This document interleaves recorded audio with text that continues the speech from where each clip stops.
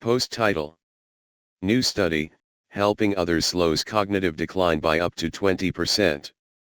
Post content. Regularly helping others, whether through volunteering or simple acts of kindness, can slow cognitive decline and boost brain health in older adults, new research finds.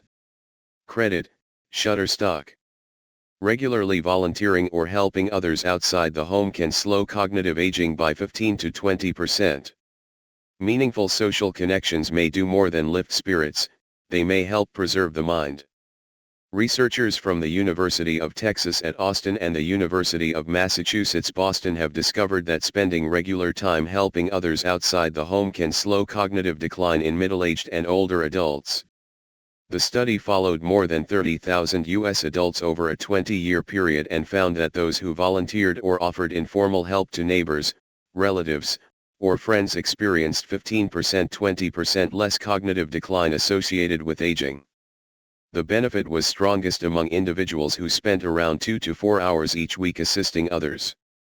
These findings, published in Social Science and Medicine, were supported by the National Institute on Aging at the National Institutes of Health and the Eunice Kennedy Shriver National Institute of Child Health and Human Development.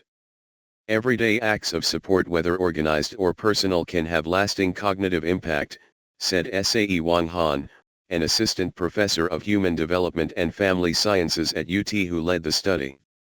What stood out to me was that the cognitive benefits of helping others weren't just short-term boosts but cumulative over time with sustained engagement, and these benefits were evident for both formal volunteering and informal helping.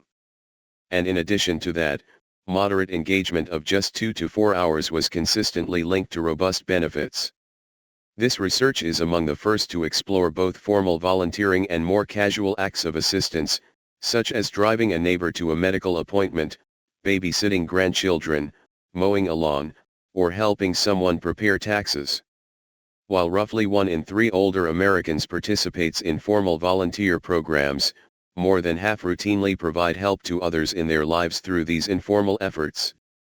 Informal help, real impact. Informal helping is sometimes assumed to offer fewer health benefits due to its lack of social recognition, Han said. But in fact, it was a pleasant surprise to find that it provides cognitive benefits comparable to formal volunteering. The researchers used longitudinal data from the National Health and Retirement Study, examining results from a representative sample of U.S. residents over the age of 51 dating back to 1998.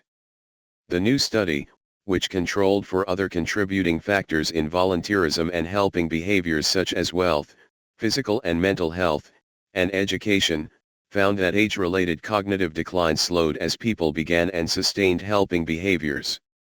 That data suggests that greater gains may be expected in people who make helping behaviors a part of their routine, year over year. Conversely, our data show that completely withdrawing from helping is associated with worse cognitive function, Han said. This suggests the importance of keeping older adults engaged in some form of helping for as long as possible, with appropriate supports and accommodations in place. The paper offers the latest case for bringing a public health lens to discussions about volunteerism, helping and strengthening neighborhood relations, particularly in later life when diseases associated with cognitive decline and impairment, like Alzheimer's, tend to set in. Helping as a buffer against stress and inflammation. Another recent study, also led by Han, found that volunteering buffered the adverse effects of chronic stress on systemic inflammation, a known biological pathway linked to cognitive decline and dementia. The effect was especially pronounced among people with higher levels of inflammation. Together, the two studies' findings suggest that helping behaviors can help boost brain health, whether by reducing the physiological wear and tear associated with stress or by fortifying social connections that bring psychological, emotional, and cognitive benefits of their own. In the context of an aging society and increasing concerns about loneliness and isolation, the findings also provide an important basis for continuing to involve people in opportunities to help, even once cognitive decline has set in.